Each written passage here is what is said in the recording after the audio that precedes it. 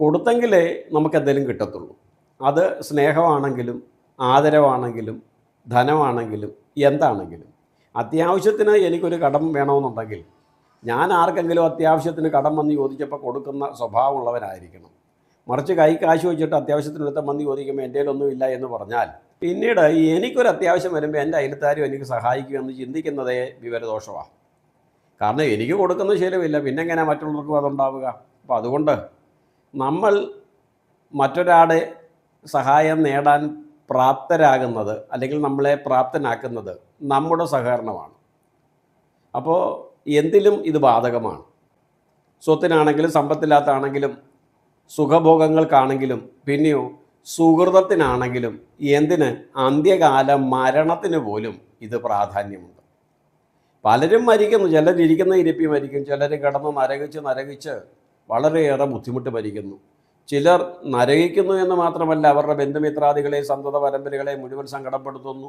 ചിലർക്ക് അച്ഛനും അമ്മയും തളർന്നു കിടക്കുന്നത് അല്ലെങ്കിൽ ബന്ധപ്പെട്ടവർ തളർന്നു കിടക്കുന്ന ഒരു ഭാരമായി മാറുന്നു, ഗതികേട് കൊണ്ട് നോക്കുന്ന ചിലരുമുണ്ട്. ഇങ്ങനെ പല രീതിയിലുള്ള സങ്കടക്കയത്തിലൂടെയാണ് മരണം പോലും നമ്മിലേക്ക് എത്തുന്നത്.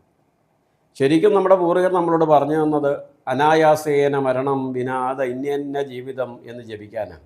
കാരണം ആരുടെയും ഔദാര്യമില്ലാതെ ജീവിക്കുന്നിടത്തോളം കാലം ജീവിക്കുവാനും ആരെയും ബുദ്ധിമുട്ടിക്കാതെ, അത് സ്വന്തം മക്കളാണെങ്കിലും ഭാര്യയാണെങ്കിലും ബന്ധുമിത്രാദികളാണെങ്കിലും ആരാണെങ്കിലും അവരെ ബുദ്ധിമുട്ടിക്കാതെ മരിക്കണം.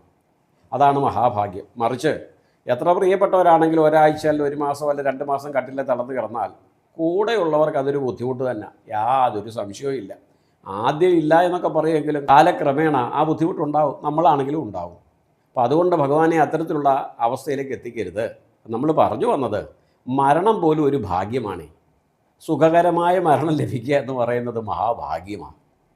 ഇവിടെ എല്ലാം ഉണ്ടായിരുന്നോ ദശരഥന്? 10 വ്യക്തിയുടെ ബുദ്ധിയും 10 വ്യക്തിയുടെ ശക്തിയും സമസ്ത ലോകങ്ങളും ആദരിച്ചു, എന്തിന് ദേവന്മാർ പോലും ആദരിച്ച വ്യക്തിയായിരുന്നു. പക്ഷേ അന്ത്യകാലത്ത് വെള്ളം കൊടുക്കുവാൻ 4 ആൺമക്കളുണ്ടായിട്ട് ഒന്നുപോലും അരികിലില്ലായിരുന്നു.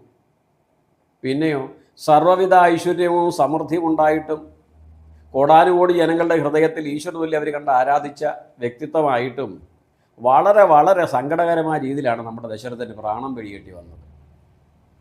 തൻ്റെ പ്രാണൻ വെടിയാനുള്ള കാരണം ദശരഥൻ തൻ്റെ ധർമ്മപത്നിയായ കൗസല്യാദേവിയോട് പറയുന്നു.